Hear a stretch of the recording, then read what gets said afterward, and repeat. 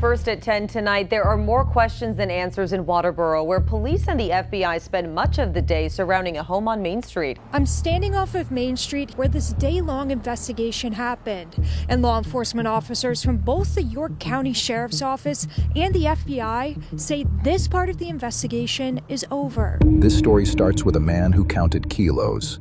His name was Thomas Hidalgo. He was 36 years old. He had been working as a mid-level transport logistics coordinator for a major cartel organization operating across the Texas-Mexico border for the past 9 years.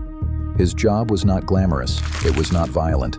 It was, in the strictest sense of the word, administrative.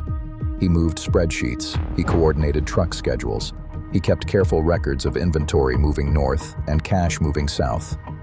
He had a reputation, inside the cartel's regional logistics structure, for being meticulous with his numbers. In the early summer of the previous year, Thomas began noticing something in his own numbers that did not add up. The cartel's regional inventory had been losing kilos, not in transit, not at the border crossings, not at the wholesale distribution points further north. The losses were happening on the U.S. side of the operation, in the days and weeks after shipments had successfully crossed the border and had been moved into temporary storage at any of several rural warehouse locations across a border county in deep South Texas. The losses were small individually, 2 kilos here, 4 kilos there. A pattern of disappearances that, across the entire monthly logistics cycle, came out to roughly 70 to 90 kilos per month being lost from the cartel's inventory after crossing into the United States. Tomas was not the only person who had noticed. Senior figures inside the cartel's regional leadership had begun, quietly, to investigate. 3 of his colleagues had been pulled into meetings about the inventory shortages. 2 of them had not been seen at the warehouse since those meetings. Tomas understood, with absolute clarity, what was about to happen to him. He spent 2 weeks calculating his options. He did not have many. And then, on a Tuesday afternoon in mid-July, he walked into a DEA field office in San Antonio on his lunch break, sat down across from a senior special agent, and offered to cooperate fully in exchange for federal protection for himself, his wife, and his 3 children. He told the agent that he could account for every kilo that had crossed the border. He could account for every kilo that had eventually been distributed through the cartel's downstream network. But he had been doing his own quiet investigation for the past 2 months, and he had narrowed the disappearances down to a single operational pattern.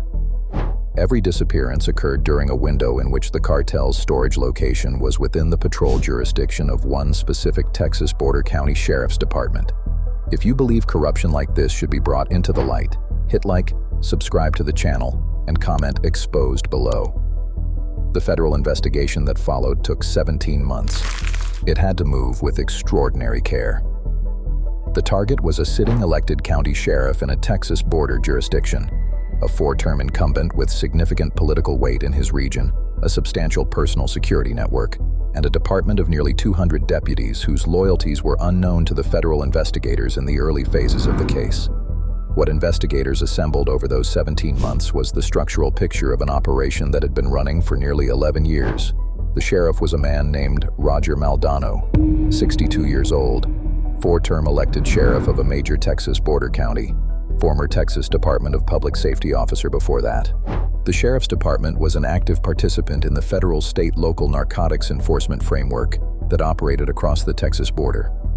Across an average year, the department's deputies were involved in the seizure of significant quantities of narcotics moving through the county, usually as part of traffic stops, warehouse raids, or interagency operations.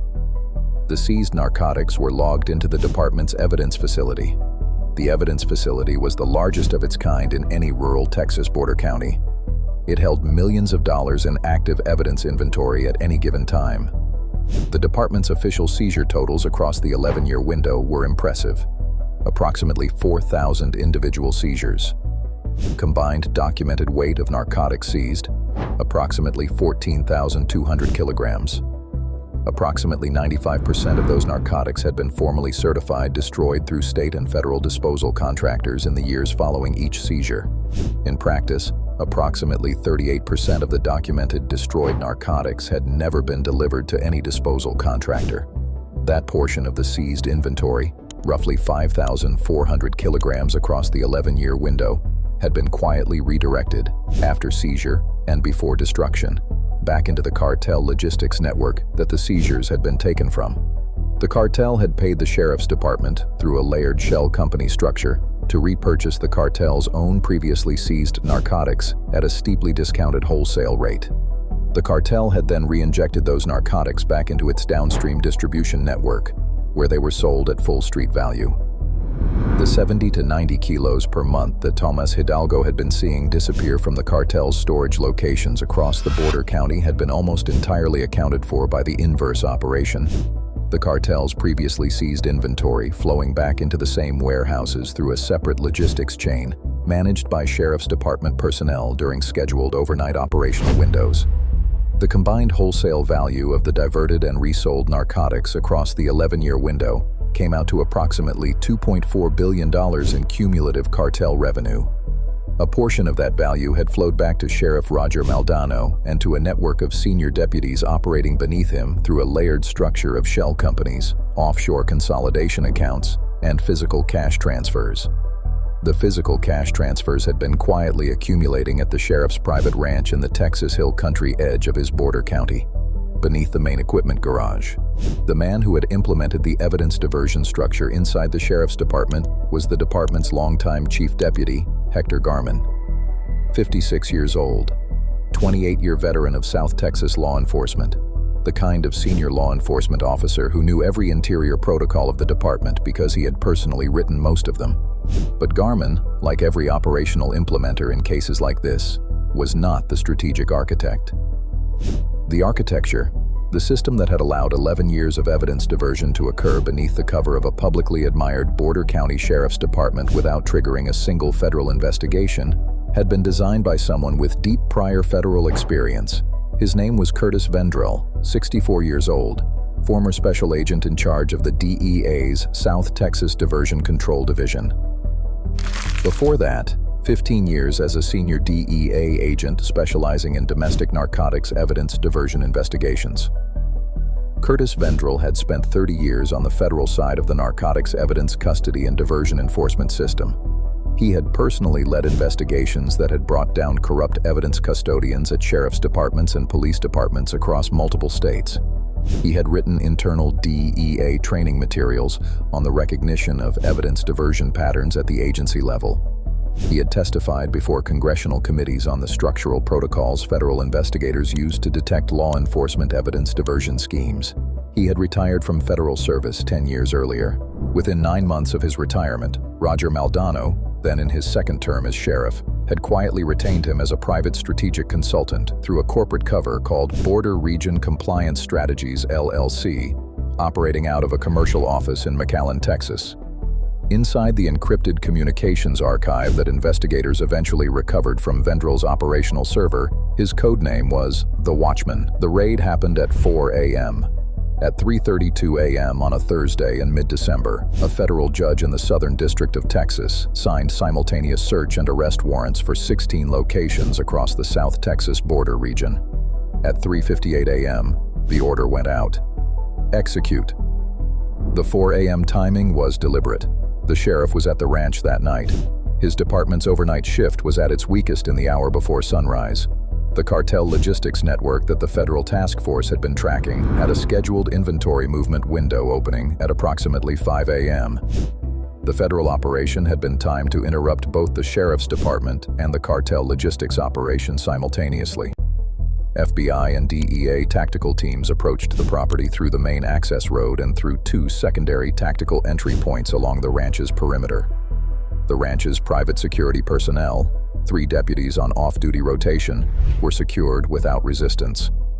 Federal agents entered the main residence at 4:18 a.m. Roger Maldonado was inside the residence. He was awake. He had been drinking coffee in his office. He did not resist. He asked twice whether the federal warrants had been authorized by a federal judge and not by a state-level court. The agents confirmed that they had. Federal engineering teams then proceeded to the ranch's main equipment garage, which the investigation had mapped extensively during the preceding 17 months through subpoenaed agricultural infrastructure permit records, satellite thermal imaging analysis, and federal subsurface survey data. Beneath the equipment garage, behind a concealed hydraulic locking concrete panel built into the garage's foundation 7 years earlier, agents accessed the hidden underground garage. The hidden underground garage was approximately 2,800 square feet of finished, climate-controlled subterranean space. Inside, agents recovered the following: approximately $74 million in U.S. currency, banded and shrink-wrapped in commercial bank packaging accumulated across the 11 years of the operation, approximately 140 kilograms of gold bullion, a leather-bound coordination ledger documenting every evidence diversion movement, every corresponding cartel-side resale payment, and every offshore consolidation routing across the 11-year window. Financial records covering the full shell company laundering network. Offshore banking documentation tied to accounts in the Cayman Islands, Panama, and Belize. 6 unmarked operational vehicles modified for unmarked cartel logistics escort operations, and a smaller hidden compartment containing 5 foreign passports, 4 in different names, for the sheriff and members of his immediate family. Tomas Hidalgo was not among the arrested. He had been moved into protective custody 14 months before the raid, along with his wife and 3 children. They had been relocated to a region of the United States approximately 1,800 miles from the Texas border. He had spent the morning of the raid sitting in a federal safe house, watching news coverage of an operation he had set in motion 17 months earlier on his lunch break. Assets frozen domestically, $680 million. Offshore accounts flagged through international cooperation agreements, an additional $520 million under active legal proceedings. The Cayman Islands, Panama, and Belize consolidation accounts remained under formal recovery proceedings. The Sheriff's Ranch, Vendrell's South McAllen residence, Garman's McAllen residence, 2 additional Texas properties tied to the offshore consolidation chain, and the layered corporate holdings tied to the operation were placed under federal seizure orders.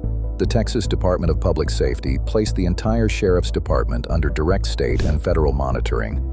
The Texas Rangers were assigned operational oversight of the department pending the appointment of an interim sheriff under Texas Code of Criminal Procedure provisions.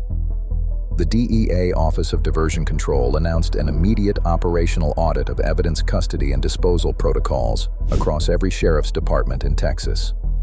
The U.S. Department of Justice announced a parallel federal review of post-employment restrictions for senior DEA officials entering private consulting work involving local law enforcement agencies they had previously had supervisory or investigative responsibility over.